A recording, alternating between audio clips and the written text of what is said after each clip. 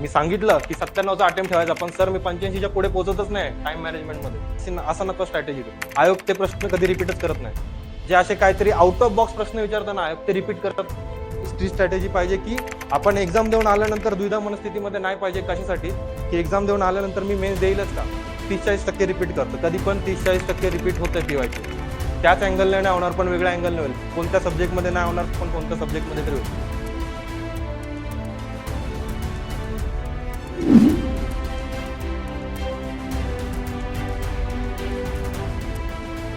मी माझे काही क्वेश्चन आणलेत जे इन जनरल आहेत. ठीक आहे, आता याच्यामध्ये 21 डिसेंबरची एक्झाम करणारी मुलं आहेत जी पुढे जाईल, बरोबर ना? मग त्यांची एक स्ट्रॅटेजी आणि किती आपली 14 जून ती एक एक्झाम आहे, म्हणजे एक जवळपास 6 महिने आहे. ती एक स्ट्रॅटेजी. मी मोटिवेशन देणार नाहीये, ठीक आहे? मोटिवेशन वगैरे ते स्वतःच असतं. ते मोटिवेशनची साठी हे लेक्चर नाही आहे. स्ट्रॅटेजी आणि इव्हॅल्युएशन, स्वतःचं मूल्यमापन, हे आपल्याला इथे सध्या करायचं आहे. मग स्टार्टिंग आपण कुठून करूया? सब्जेक्ट पासून. ओके, मी डायरेक्ट स्टार्ट फोकस पासूनच करतो. काय वेगळं काय सरांनी इंट्रो दिला ते आता बाकी करायची गरज नाही मला, ठीक आहे? मग आपण स्टार्टिंग सब्जेक्ट पासून करूया. किती सब्जेक्ट आहेत? 7. ठीक आहे. हिस्ट्री, प्रत्येकाचे प्रत्येक किती प्रश्न आहेत आपल्याला माहिती आहेत, बरोबर आहे?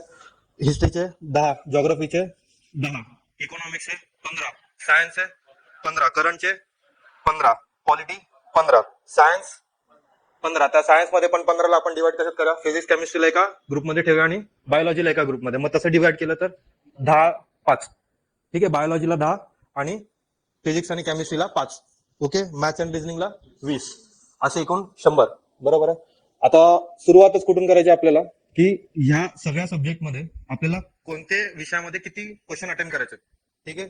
हे आपण एक ग्रुप ठेवूया की ज्याच्यामध्ये आपल्याला शुअर शॉर्ट काय मार्क मिळून जातील, असे सब्जेक्ट वेगळे करूया. आणि ज्याच्यामध्ये वर खाली होतात मार्क्स, पेपरवर डिपेंड असतं, डिफिकल्टी लेवल किती असते त्याच्यावर डिपेंड असतं, ते एक सब्जेक्ट बाजूला ठेवा. मग आपल्याला ज्याच्यामध्ये शुअर शॉर्ट मार्क्स मिळतील असे कोणते सब्जेक्ट आहेत आपले? पहिला फेवरेट पॉलिटी, दुसरा ज्योग्राफी, तिसरा इकॉनॉमिक्स. हिस्ट्री कोणाला आहे का शुअर शॉर्ट मिळतात? नाही. सायन्स नाही, बरोबर आहे? मॅथ्स मिळतात, बरोबर आहे? 4. मग या साईडला कोणत्या दुसऱ्या ग्रुपमध्ये कोणाला टाकलं आपण? हिस्ट्रीला टाकलं, बरोबर आहे? सायन्सला टाकलं आपण, बरोबर आहे? करंट तर इकडेच येणार, बरोबर आहे? मग हे साधे सेपरेट ठेवले. आता टार्गेट कितीच आहे? 65. बघायला गेलं तर किती वाटतंय? मोठं वाटतंय खूप, बरोबर आहे? सब्जेक्ट वाईज पकडूया. प्रत्येक सब्जेक्टचा आपला अटेम्प्ट कितीचा पाहिजे, किती क्वेश्चनचा अटेम्प्ट पाहिजे, त्याच्यानंतर एक कॅल्क्युलेशन करूया आणि ते कितीपर्यंत मॅच होते ते बघूया. ठीक आहे, किती? 65. मला होते 67. मला माहिती नव्हतं की या वर्षीचा कट ऑफ 62 लागेल, बरोबर आहे? पण मी असा विचार केला.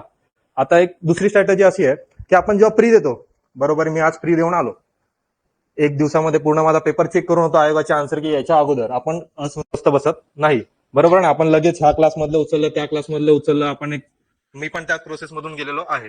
मग ते आपल्या डोळ्यासमोर असतं की हा बाबा किती मला आन्सर्स येतात, काय येतात. मग आपण अटेम्प्ट करताना हा डोक्यामध्ये फिक्स पाहिजे, प्री पण आणि मेन्स पण, की मला मार्क्स किती पाहिजेत. नाही तिकडे गेल्यानंतर बघू असं नको. तिकडे गेल्यानंतर बघण्यापेक्षा आपण आधीच आपली स्ट्रॅटेजी फिक्स पाहिजे की माझा हा एवढा अटेम्प्ट इथपर्यंत बसलाच पाहिजे, बरोबर आहे? मग हा एक स्ट्रॅटेजी पाहिजे की आपण एक्झाम देऊन आल्यानंतर द्विधा मनस्थितीमध्ये नाही पाहिजे. कशासाठी? की एक्झाम देऊन आल्यानंतर मी मेन्स देईलच का? जर त्याच्यामध्ये आलो तर 1 महिना आपला असाच गेला, कारण दुसऱ्या एक 3-4 महिन्यानंतर कंबाईनची ग्रुप सी ची एक्झाम असते आपली, बरोबर आहे? मग ती ग्रुप सीच्या प्रीला फोकस करू की परत मेन्सला येऊ? मग ते 1 महिन्यानंतर कळतं अरे मी मेन्स दिली नाही. माझ्यासोबत झालेलं डिस्क्रिप्टिव्ह बॅचचं, राज्यसेवा डिस्क्रिप्टिव्ह बॅच होती जी 3-4 वेळा पुढे गेलेली 2024ची, बरोबर आहे? मग आपल्याला वाटतं आपला अभ्यास झाला. आता 21 डिसेंबरची जी मुलं असतील जे 2 वर्ष अगोदरपासून अभ्यास करत असतील, एक्झाम पुढे गेल्याचा कोणाला तोटा होतो, कोणाला फायदा होतो. जसं आपलं क्वेश्चन हॅक झाल्यानंतर कोणाला तरी तोटा होणार आहे, कोणाला तरी फायदा होणार आहे. मला फायदा झाला म्हणून मी दोघं आता सध्या, बरोबर ना? मग तसं असतं, ठीक आहे? मग आता 65+ आपल्याला आणायचे आहेत. मोटिवेशन करत नाहीये, प्रॅक्टिकली तुम्हाला सांगतोय, हे इथे विषय आहेत ते तुम्हाला घ्यायचे. मग आता त्याच्यामध्ये स्ट्रॅटेजी काय पाहिजे? आपले निगेटिव्ह मार्क किती आहेत? 1/4 म्हणजे 0.4. आता इथे कोणाचा असं आहे का डोक्यामध्ये अटेम्प्ट कितीचा ठेवावा असं किती जणांना वाटतं? किती मार्क्स, किती क्वेश्चन आपण अटेम्प्ट केले पाहिजे, बरोबर आहे? किती किती मॅक्झिमम केले पाहिजे, मिनिमम केले पाहिजे? निगेटिव्ह मार्क्स आहेत, मग आपण कमी प्रश्न अटेम्प्ट केले पाहिजे, असं कोणाच्या डोक्यात आहे का? माझ्या डोक्यात होतं. मी जेव्हा सुरुवातीला या फील्डमध्ये आलेलो तेव्हा माझ्या डोक्यात होतं. कारण 11वी-12वी सायन्स जरी बॅकग्राऊंड झाला असेल तरी त्याच्या अगोदर आपण कॉम्पिटेटिव्ह एक्झाम कोणत्या ना कोणत्या दिलेल्या असतात. जेई असेल, कोणत्याही सोयींसो एक्झाम असतील, निगेटिव्ह मार्क्सचा आपण आपला अटेम्प्ट कमी करतो. कारण कुठे कुठे जाऊन जेव्हा अर्ली स्टेजमध्ये, मी पण जेव्हा अर्ली स्टेजमध्ये होतो अभ्यास करत करत, जेव्हा माझ्या क्वेश्चनचे अटेम्प्ट कमी होते. का कमी होते? कारण मला वाटत होतं निगेटिव्ह मार्क्स किती इम्पॅक्ट पडणार. पण आता सध्याची कॉम्पिटिशन अशी आहे की जेवढे मॅक्झिमम मार्क्स जेवढे मॅक्झिमम क्वेश्चन तुम्ही अटेम्प्ट करते तुम्ही रेसमध्ये आहे. तुम्ही 75, 80 असा अटेम्प्ट ठेवून डोक्यात जात असाल नका. अटेम्प्टची आपल्याला मॅक्झिमम म्हणजे 100. माझे मॅक्झिममची रेंज आहे 97 ते 100. हा तुमचा अटेम्प्ट पाहिजे, त्याच्या खाली नाही, त्याच्यावर नाही. मग तुम्ही म्हणणारे सगळे 97, 100 प्रश्न मला येतच नाही आहेत. 60-70 तरी येतील. 60-70 तरी आपल्या ओळखीचे असतात, बरोबर आहे. त्याच्यामध्ये मग 20-30 कुठे लॉजिक. प्रत्येक गोष्टीमध्ये आपलं स्वतःचं लॉजिक तिकडे झालं पाहिजे, तिकडे बसलं पाहिजे. त्या क्वेश्चन्सला प्रत्येक गोष्टीचं लॉजिक बसलं पाहिजे. आता 2024 ही कंबाईनचा जो कंबाईनचा पेपर होता आपला तो सोपा होता, बरोबर आहे. मीडियम टू इझी लेवल होता, बरोबर आहे. पण कंबाईनचा मेनचा पेपर बघितला तुम्ही, बघितलाय कोणी कंबाईनचा मेनचा पेपर, बरोबर आहे. कंबाईनचा मेनचा पेपर बघितला, पेपर 1 सोपा होता, पण paper 2 medium to hard level होता, बरोबर आहे का. मग ते आपल्याला सगळं गणित एकंदरीत बसलं पाहिजे. मग अटेम्प्ट कितीचा ठेवायचा, ठीक आहे. मग आता प्रत्येक सब्जेक्ट त्याचे क्वेश्चन्स आपण बघितले किती आणि त्याचे अटेम्प्ट कितीपर्यंत बसले पाहिजे, ती स्ट्रॅटेजी ठेवा, ठीक आहे. ते लिहिताय तर लिहून घ्या, ठीक आहे. आता हिस्ट्रीचे किती क्वेश्चन आहेत, 10. किती बरोबर येऊ शकतात आपले, 60% पकडूया, 60-70 म्हणजे 6 ते 7, बरोबर. हिस्ट्रीच्या पुढे किती लिहिलं आपण, 6 ते 7 आपले बरोबर येतील, बरोबर आहे का. जिओग्राफी 7 ते 8 मार्क्स बसू शकतात आपले, 7 ते 8 क्वेश्चन कशी बसू शकतात जिओग्राफीचे. इकॉनॉमिक्स 10 ते 12, 10 ते 12च्या रेंजमध्ये टाकूया आपण, म्हणजे मॅक्झिमम 10 ते 12. करंटचे क्वेश्चन, कंबाईनचा 2024चा प्रीचा पेपर सगळं एकदम ठणठणीत, पण करंट कोणत्या नाही, सिम्प्लिफाईड नाही, परिक्रमा नाही, काहीच नाही, बरोबर आहे का. माझाही पेपर तोच होता. मग त्याच्यामध्ये त्या 15 पैकी ज्यांचे 5 जरी क्वेश्चन बरोबर आलेले आहेत ते एक्झाम मध्ये आहेत आपल्या मेन्सच्या, बरोबर आहे का. 5 ते 6 हायस्ट मार्क्स आहे करंटचा, माझे 5-6 मार्क्स बरोबर आलेले. मग ते काय, कुठे, कसे करायचे, काय करायचे ते आपल्या अभ्यासातून कळतंय आपल्याला. जे आपण 1-2 वर्षाची प्रोसेस करतोय ना त्याच्यामधून आपल्याला कळून येते ते. मग करंट आपण एकंदरीत जर आपल्या सिम्प्लिफाईडच्या पुस्तकातून आलंच तर 10 प्रश्न तर बरोबर येतील. जे आपले येतील सिम्प्लिफाईड मधून ते सगळ्यांचेच येणार आहेत, बरोबर आहे का. आणि जे कोणाचेच येणार नाही ते आपले पण नाही येणार आहे. आणि जर ते आपले आले तर आपण कुठेतरी पुढे, बरोबर आहे. पॉलिटीचे 15 पैकी 13 प्रश्न बरोबरच आले पाहिजे पॉलिटीचे. राज्यपाल ह्याच्यावरच आहे अजून आयोग, राज्यपाल उपराष्ट्रपती ह्याच्यावरच आहे आयोग अजून, बरोबर आहे ना. मग ते बरोबरच आले पाहिजे. सायन्स 10 प्रश्न, बरोबर आहे. सायन्सचे 10 प्रश्न बघूया, 15 पैकी 10 प्रश्न तरी मिनिमम बरोबर आले पाहिजेत. आणि सर्वात तुमचं लीड देणार आहे मॅथ्स, बरोबर आहे. मग मॅथ्सचे 20 प्रश्न आहेत, 17चा अटेम्प्ट ठेवू शकतो. अटेम्प्ट करायला वेळ त्या वेळेत पुरला पाहिजे. 17चा अटेम्प्ट ठेवू शकतो, 2 चुकतील 15 तरी बरोबर येतील, बरोबर आहे का. मग ह्या सगळ्यांचं कॅल्क्युलेशन जर तुम्ही केलं तर एकंदरीत किती बरोबर येतात प्रश्न, 75 प्रश्न मला वाटतं बरोबर येतील तुमचे. झालं माझं कॅल्क्युलेशन करू, फक्त खाली हे करा 75, बरोबर आहे का. मग 75 प्रश्न बरोबर येतात तर मला 75 मार्क्स मिळणार नाहीयेत, कारण 25 माझे चुकले पण आहेत ना. आपण 100चा अटेम्प्ट ठेवणार आहे. इथे कोण अशा मानसिकतेमध्ये असेल 80चा अटेम्प्ट ठेवतो, 85चा ठेवतो, निगेटिव्ह मार्क आहे, काही फरक पडत नाही. 100चाच अटेम्प्ट ठेवायचा. तिथे 1-2 प्रश्न गेले तरी चालते. तिथे 1-2 प्रश्न कोणते मॅथ्स आहे, कारण मॅथ्स आपण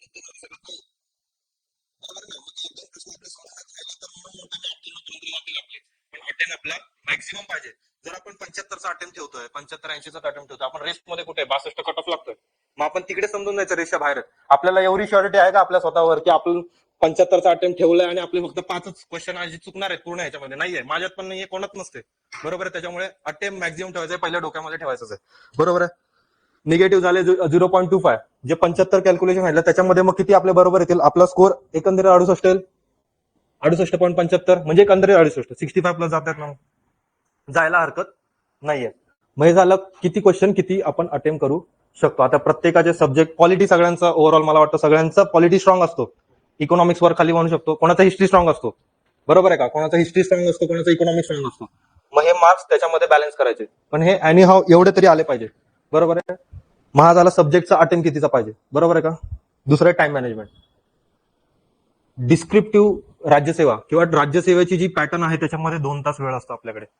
तो पॅटर्न आणि हा मॅच करायचा नाही, तो वेगळा आहे. त्या एक्झामची आता मी मगाशी पण पॉडकास्ट मध्ये सांगितलं, ते एक्झामचं पॅटर्न वेगळं आहे, ते विचारायचं वेगळं आहे.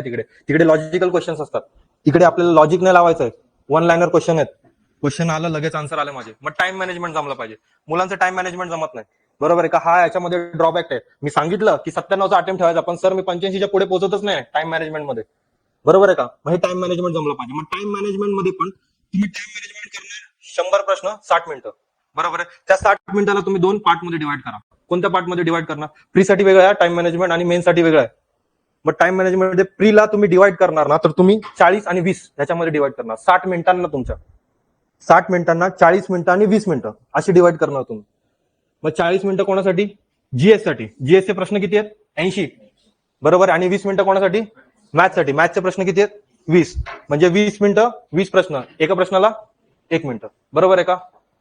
हा टाइम मॅनेजमेंट झालं. हा असाच गणित बसलं पाहिजे. बरोबर आहे. टाइम मॅनेजमेंट आता 60 मिनिटांमध्ये 2 पार्ट झाले आपले. मग आता सर्वात पहिली गोष्ट येते, पहिलं काय करायचं? जीएस करायचं की मॅथ्स करायचं? बरोबर आहे का? कोणाचं लॉजिक बसतंय जीएस मध्ये, कोणाचं लॉजिक बसतं मॅथ्स मध्ये. जीएस चे प्रश्न आपण पीवायक्यू बघतो. आजकाल आयोग 2 वर्ष पीवायक्यू 30-40% रिपीट करतं. कधी पण 30-40% रिपीट होतंय पीवायक्यू. त्याच अँगलने नाही होणार, पण वेगळ्या अँगलने होईल. कोणत्या सब्जेक्टमध्ये नाही होणार, पण कोणत्या सब्जेक्टमध्ये तरी होईल. असं नाही म्हणत की सगळ्याच पीवायक्यूचा आपल्याला फायदा होतो, पण बऱ्यापैकी फायदा होतो. आपल्याला जज करता येतं काय की क्वेश्चन जीएसचे कोणते येऊ शकतात, पॉलिटीचे क्वेश्चन कोणते येऊ शकतात, जे करंटचे इव्हेंट असतात, राष्ट्रपती, उपराष्ट्रपती, कुठे इलेक्शन आलं तर आपल्याला तिकडे क्वेश्चन दिसतो, किंवा राष्ट्रपतीचं इलेक्शन आलं पुढच्या पेपरला आपल्याला क्वेश्चन दिसेल की अरे त्यांनी राष्ट्रपतीचे, राज्यपालाचे 2-2, 3-3 प्रश्न एकाच पेपरला विचारलेले आहेत. पण मॅथ जज करता येत नाही. आपल्याला प्रॅक्टिस असते, पण मॅथचे आहे तसे प्रश्न होत आहेत का? नाही पडत आहे. मग आता जी माझी स्ट्रॅटेजी मी माझी सांगतो. प्रत्येक जण वेगळा असेल की प्रत्येक पहिला जण कोण जीएस करत असेल, कोण मॅथ्स करत असेल. मी पहिला मॅथ्स करायचो कधी पण. ठीक आहे. मी पहिली जी 20 मिनिटं आहेत ना ती मॅथ्सला द्यायचो. एक प्रश्न 1 मिनिटं. ह्या 20 मिनिटांमध्ये माझे जवळपास 17 ते 18 प्रश्न सॉल्व्ह करून व्हायचे. 20 मिनिटं डॉट लावून बसायचो की ह्याच्यामध्ये माझे तेवढे अटेम्प्ट जरी नाही झाले की 17 ते 18 प्रश्न मी अटेम्प्ट केले नाही, आणि असे नाही सॉल्व्ह करायचे. ना आपल्याला ते मॅथ्स असा क्वेश्चन आहे की आपल्याला तिकडेच कळतं की आपलं बरोबर येणार आहे की चुकीचं येणार आहे मॅथ्स. बरोबर आहे का? मग 17 ते 18 प्रश्न माझे सोडून झाले पाहिजे. 20 मिनिटाचा टाइम बघितला मी, घड्याळामध्ये आपलं लक्ष पाहिजे. कंबाईनचा पेपर घड्याळासमोर. बरोबर आहे. 20 मिनिटं 20 प्रश्न, 20 प्रश्नामध्ये जेवढे मॅक्झिमम अटेम्प्ट होतात, 20 मिनिटं जशी संपली ना तुम्ही जीएस वर जीएस वर आलात, 40 मिनिटं तुमच्याकडे. 40 मिनिटांनी क्वेश्चन 80, म्हणजे एका क्वेश्चनला किती? 30 सेकंद. बरोबर ना? 30 सेकंद मिळतात ना आपल्याला एका क्वेश्चनला. 30 सेकंद कमी होतात का? अजिबात कमी नाही आहेत, उलट जास्त मी म्हणतो. कारण आपल्याला जी सेवा सवय लागते ना की क्वेश्चन सॉल्व्ह करायचे, पहिली गोष्ट आपण जेव्हा क्वेश्चन सॉल्व्ह करतो ना, हातात पेन ठेवा आणि अंडरलाईन करत चला. प्रत्येक वर्डला अंडरलाईन करत चला. तुमचा टाइम कुठे मिसमॅच होत असेल माहिती, तुम्ही एक क्वेश्चन वाचला, आन्सर्स बघितले, त्याच्यानंतर क्वेश्चनच विसरला, मग परत तुम्ही वाचताय, मग परत तिकडे जाता. त्यापेक्षा कोणताही क्वेश्चन असू दे, कंबाईन मध्ये प्रत्येक वर्डला अंडरलाईन पाहिजे, प्रत्येक वर्डला पेन खाली पाहिजे त्याच्या, आणि त्याच्यामध्ये आहे नकोय, काय विचारलंय त्यांनी, आहे नाही, असे आपले मार्क्स गेले नाही पाहिजेत. म्हणजे काय काय आता म्हणतो आपण सोपे सोपे प्रश्न असतात, पण ते सोपे असले तरी ते लोक काय विचारतात, आहे का त्याच्यामध्ये, आणि आपण काय शकतो नाही वाला, किंवा ते लोक विचारतात ह्याच्यापैकी कोणता नाही आहे आणि आपण आहे वाले शकतो. त्याच्यामध्ये आपण 2-3 मार्क्स आपले कॉम्प्रोमाइज करतो. हे 2-3 मार्क्स खूप असतात. जेव्हा कोणाचा कट ऑफ लागतो 0.25 ने राहतो, 0.5 ने राहतो. ज्यांना 62 आहेत आणि त्याला मला पण 62 मिळाले, कट ऑफ पण 62 आहे, आपण सिलेक्ट झालोय का? नाही झालं. आपल्याला त्या कट ऑफ पेक्षा 0.25 तरी जास्त पाहिजे. बरोबर आहे ना? हे माहिती आहे ना सगळ्यांना? हा. मग ते एक डोक्यामध्ये पाहिजे. टाइम मॅनेजमेंट झालं 40-20. पुढचं काय? आता बघा, सिलेक्ट झालोय, मग माझं काय, मला काय ब्रह्मास्त्र कळालाय का, बुक लिस्ट आहे, सगळे म्हणतात ना सर पास झाला म्हणजे तुम्ही डायरेक्ट काहीतरी ब्रह्मास्त्र आहे तुमच्याकडे, म्हणजे तुम्ही सिलेक्ट कसं झाला, म्हणजे मी वाचतो ते असं वेगळं आहे का, तुम्ही वाचतो मग बुक लिस्ट सांगा. बरोबर आहे. हे बुक लिस्ट वगैरे असं काय नसतं. मी माझं पुस्तक लिहिलं आणि मी स्वतः वाचलं आणि मी सांगितलं, मग तुम्ही माझं पुस्तक खरेदी करणार आहे का? त्याच्यामध्ये पॉईंट नाही आहे. पण तरी पण आता लेक्चर संपलं तरी सगळे म्हणणार तरी बुक लिस्ट सांगा, हे असं आहे. बरोबर आहे का? मग बुक लिस्ट तरी सांगतो, ठीक आहे, लिहायचं लिहून घ्या. पण एक माझं आहे, तर मी जेव्हा बुक लिस्ट सांगतो ना, मी स्वतः माझ्या सब्जेक्टला असं डिवाइड केलंय ना की रेफरन्स बुक वेगळा आणि रिव्हिजन बुक वेगळं. मी प्रत्येक सब्जेक्टचं रेफरन्स बुक आणि रिव्हिजन बुक असं दोघांना सेग्रिगेट करायचो. रिव्हिजन आणि रेफरन्स, आता ह्याच्यामध्ये फरक कळला पाहिजे. रेफरन्स बुक म्हणजे काय? आता फॉर एक्झाम्पल घेतलं हिस्ट्रीचं रेफरन्स बुक आपण कोणतं युज करतो? समाधान महाजन किंवा कोळंबे सर, हे रेफरन्स बुक झालं. रेफरन्सचा अर्थ काय? मी ते पुस्तक 10 दिवसात वाचेल, 15 दिवसात वाचेल. आणि रिव्हिजनचा अर्थ काय? ते मला पुस्तक 3 ते 4 दिवसात एक्झामच्या अगोदर वाचायचं आहे. बरोबर आहे? कळलंय? मग रेफरन्स बुक कोणते आणि रिव्हिजन बुक कोणते, असे सेग्रिगेट करतो मी तुम्हाला. मग हिस्ट्रीचं घेतला, पहिला काय, तुमचं लिहा. समाधान महाजन जे आता आहे ते, नवीन घ्यायची पुस्तकं गरज नाहीये, कारण ज्यांची एक्झाम 21 डिसेंबरची पुढे 1 महिना जाईल, म्हणून नवीन पुस्तकं घेऊ नका. मी माझी सांगत असेल ह्यांनी ह्याच्यातून वाचलं, मी आता घेतो नका. ठीक आहे, जे आहे ते सारखं वाचा. फक्त सेपरेट असं करा, रेफरन्स आणि रिव्हिजन हे तुम्हाला उपयोगाचं ठरेल, की रिव्हिजनची माझी वेगळी बुक पाहिजे. मग आता हिस्ट्रीमध्ये रेफरन्समध्ये समाधान महाजन लिहिलं, आणि हिस्ट्रीमध्ये रिव्हिजन मध्ये ज्ञानदीपची मी माइंड मॅप तेव्हा आलेलं आधुनिक भारताचं, त्याच्यामध्ये महाराष्ट्र पण होतं, ते मला उपयोगाला झालं, तर ते मला आलं. असं नाहीये की प्रत्येक पुस्तकाचं प्रत्येक येतच, पण ते तेव्हा जमलं, बऱ्यापैकी जमलं, काय काय आपले लॉजिक असतात. मग ते रिव्हिजनला माझं घेतलं. कारण नाहीतर कोणाची अशी स्ट्रॅटेजी असेल की जे सुरुवातीपासून स्वतःचे शॉर्ट नोट्स करत आलेले आहेत, ते रिव्हिजनला वापरू शकतात, पण ते शॉर्ट नोट्स सगळे पाहिजेत. सगळे म्हणजे त्याच्यामध्ये ओव्हरऑल बऱ्यापैकी घटना त्याच्यामध्ये आल्या पाहिजेत. म्हणजे प्रार्थना समज फॉर एक्झाम्पल घेतला, स्थापना कुठे झाली, मेंबर्स किती होते, बाकी असं काय वेगळं नाही आणायचं. नाहीतर दुसऱ्या बुकमध्ये त्यांनी काहीतरी वेगळाच कोणता तरी मेंबर शोधून काढला आणि तो आपल्या बुकमध्ये आपण लिहिलात नाही, तर ते पुस्तक वाचलं, ते एका गोष्टीसाठी आपण पूर्ण पुस्तक वाचत बसतो, काही अर्थ नाहीये. बरोबर आहे. पुढचं जॉग्राफी घेतलं, जॉग्राफीचं काय, कपिल सर, कपिल पाटील, कपिल पवार सरांचं आपलं पुस्तक आहे भगीरथ किंवा दीपस्तंभ सगळेच वापरतात मला वाटतं महाराष्ट्रात. मी नाही वापरलेले पण, ठीक आहे, दीपस्तंभ. बरोबर आहे का? कारण मी माझा सोर्स नाही चेंज केला. प्रत्येकाचा सोर्स एक वेगवेगळा असतो. का नाही चेंज केला? कारण नवीन काही करायचं नव्हतं मला. आता तुम्ही प्रत्येक जण फाउंडेशन कोर्स लावलेले असणार, फाउंडेशन कोर्समध्ये काही ना काहीतरी झालं असेल, ते रेफरन्स बुक तुम्ही युज करा. मग ते रेफरन्स बुक तुमच्याकडे ठेवा. रिव्हिजन बुक हवं तर चेंज करा तुमची. स्वतःची नोट्स आहेत ना, ते रिव्हिजनला बनवा. आणि जर आपण आपले नोट्स पुरेपूर काढले नसतील, साधं सोपी गोष्ट आहे, आपण आपले नोट्स पुरेपूर म्हणजे ते परिपूर्ण नसतील, ह्याच्यामध्ये हा टॉपिक नसेल, तर साधं सोपं त्याला बाजूला ठेवायचं. कोणतं तरी मार्केटमध्ये बरेच सोर्स आहेत, रिव्हिजन सोर्स घ्या आणि ते वाचा. रेफरन्स बुक तुम्ही एकदा किंवा दोनदा वाचाल, बरोबर आहे, पण रिव्हिजन सारखी रिव्हिजन बुक तुम्हाला सारखं वाचायचं आहे. ज्योग्राफी झालं. इकॉनॉमिक्स मध्ये कोळंबे सर बस बेस्ट. डेस्ले सरांमध्ये पर्यंत जाऊ नका, मग डिस्क्रिप्टिव्ह करावी लागेल आपल्याला. बरोबर आहे. आता इथे आपण सध्या कंबाईनला चाललोय. डेस्ले सरांचं पुस्तक मोठं आहे, रेफरन्स पेक्षा पण रेफरन्स आहे, खूप मोठं झालं ते. कोळंबे सरांचं बुक रेफरन्स साठी बेस्ट आहे. बरोबर आहे. आणि त्यांचं तर रिव्हिजन बुक काढलेलं आहे त्यांनी. इकॉनॉमिक्सचे एक तर स्वतःचे नोट्स काढू शकतो आपण, मोस्टली काढतो आपण इकॉनॉमिक्सचे स्वतःचे नोट्स काढतो आपण, किंवा एक रिव्हिजन बुक साठी कोळंबे सरांचं ते एक रिव्हिजन बुक आलेलं आहे ना, ते वापरलं तरी चालेल. किंवा आता ते बस्के सरांचं होतं, आपलं मस्के सरांचं अर्थनीती करून त्यांचं एक पुस्तक होतं, ते मी वापरलेलं. म्हणजे शेवटी आपल्याला अपडेट राहावं लागतं एक्झामच्या मेन्सच्या अगोदर. ते एचडीएस स्कोर वगैरे असते ना आपले, ते आपण कुठे शोधत बसणार ना, मग त्यासाठी मी त्यांचं अर्थनीती करून पुस्तक होतं, ते एक वापरलेलं. सायन्ससाठी बस्के सर, तेच तुमचं रिव्हिजन आणि तेच तुमचं रेफरन्स होते वाचून, काही नाही. त्याशिवाय सायन्सचे नोट्स काढणं आणि त्याच्यामध्ये वेळ घालणं. मग रेफरन्स पण आपला बस्के सर आणि रिव्हिजन पण सायन्ससाठी आपले बस्के सरच. करंटचं परिक्रमा वाचता जर तुम्ही सुरुवातीच्या फेजमध्ये असाल तर, आणि जर तुम्ही अजून पण परिक्रमा वाचता तर तुम्ही वेळ घालवताय. करंट सारख्या सब्जेक्टला आपण निग्लेक्ट पण नाही करायचं आणि त्याला जास्त वेटेज पण द्यायचं नाही. का? कारण ते परीक्षेत काय येणार ते मला माहिती नाही. करंटची एक स्ट्रॅटेजी काय माहितीये का? सिम्प्लिफाईड 6 महिने घ्या किंवा इयरली घ्या आणि नोट्स काढा. मी आता पॉडकास्टमध्ये पण सांगितलेलं, आपण आपले नोट्स काढतो. आता नोट्स काढणं म्हणजे आपल्याला करंटचं कसं, आता मी एक सिम्प्लिफाईडचं माझ्यासमोर एक पुस्तक आहे, पेज आहे, त्याच्यामध्ये मला कळते की ह्या न्यूजमध्ये हे इम्पॉर्टंट आहे, ते मी फक्त हायलाइट केलं आणि बाकीचं आहे ना सरळ काट मारली. जे नॉनसेन्स गोष्टी आहेत असताना त्यांना पुस्तक भरवायचं ना, 300-400 पेज भरवायचे त्यांना, बरोबर, तर ते लोक व्हॅल्यू लावू शकतात ना. 230 ला विकतोय मी, बरोबर आहे ना. साधं सोपं लॉजिक आहे. पण आपण प्रॅक्टिकल राहायला पाहिजे की त्याच्यामध्ये सगळंच एक्झामला येणार आहे का नाही, ते आपल्याला कळतं. आपण 1-2 वर्षाचा अटेम्प्ट दिला ना, तर आपल्याला कळतं की ह्या पूर्ण न्यूज मध्ये कोणती न्यूज सर्वात महत्वाची आहे. जिथे कोणते फॉर एक्झाम्पल पॉलिटीचा संदर्भ असेल, राष्ट्रपतीचा असेल, तो राष्ट्रपती कितवा होता, काय होता, त्याचा मृत्यू कोणता होता, काय होता. आता मागच्या पेपरमध्ये जर त्यांनी आता फॉर एक्झाम्पल 2024 ला स्वामीनाथन सरांचं तेव्हा डेथ झालेली, त्यांचं गाव विचारलेलं. मग पुढच्या वेळी करंटला जाताना पण आपण प्रत्येकाचे गाव बघत बसतो, जे मृत्यूलेखात आहेत ना, बरोबर ना, त्या प्रत्येकाची गाव वगैरे असं नको स्ट्रॅटेजी.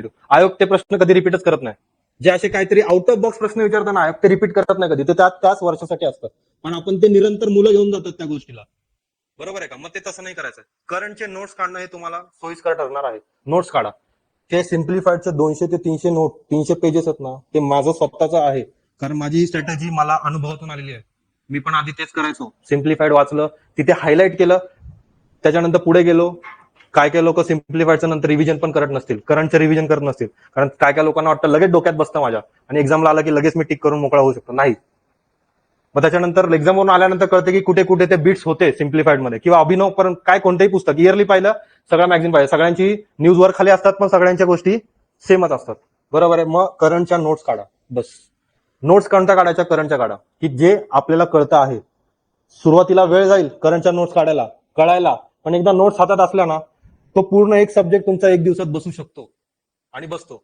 एकदा सारख्या रिवाइज केलं ना आपण, तो एक सब्जेक्ट तुमचा बसू शकतो. आणि करंटला तेवढंच करायचं, असं पण नाही की सोडायचं, एकदा केलं आणि मी सोडलं तर करंटला नाही. एक्झामच्या अगोदर आपल्याला सगळ्या सब्जेक्टचं आपलं रिवाइज झालं पाहिजे. ठीक आहे. राहिला काय आता? झालंय बऱ्यापैकी ना.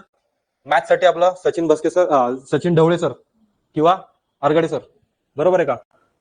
मी कोणाचा यूज केलं, सचिन ढवळे सरांचा यूज केला, परिपूर्ण आहे, काय नाही, सगळं त्याच्यामध्ये आहे. आणि सध्या आयोग कसं चाललंय पुढे, त्यांचा पॅटर्न कसा आहे, ते संदीप वारगडे सरांच्या टेस्ट येतात, ते जरी सॉल्व्ह केलं तरी होऊन जातं. हे झालं बुक लिस्ट, ह्याच्याने मी पास झालोय. तुम्ही पास व्हाल ना व्हाल, तुमची स्वतःची बुक लिस्ट आहे. ह्याच्यातला कोणतरी पुढच्या वर्षी पास झाला, तो इकडे उभा राहणे, तो स्वतःची बुक लिस्ट सांगणार आहे. बरोबर आहे का? आणि 10-15 जण असतील की जे अजून पण त्यांना 2-3 वर्ष ह्याच्यामध्ये इन्व्हेस्ट करायचे आहे, ते ती बुक लिस्ट फॉलो करतील. ह्या सगळ्या बुक लिस्ट मधून तुम्हाला स्ट्रॅटेजी काय कळली? रिव्हिजन बुक वेगळं ठेवा आणि रेफरन्स बुक वेगळं ठेवा, बस मला एवढंच सांगायचं. माझ्या जागी कोणत्याही सरांचं असेल, काही असेल, मला इथे पब्लिसिटी करायची नाहीये. कोणत्या बुकची काय असतील, काही पब्लिसिटी करायची नाही. फक्त ह्याच्यातून मला ही स्ट्रॅटेजी सांगायची होती तुम्हाला. बरोबर आहे? मग आता पुढे आलं, बुक लिस्ट झालं, टाइम मॅनेजमेंट झालं, कोणत्या सब्जेक्टला किती अटेम्प्ट ठेवायचा हे झालं. तर पुढे डेली रुटीन, आपलं स्वतःचं डेली रुटीन कितपर्यंत पाहिजे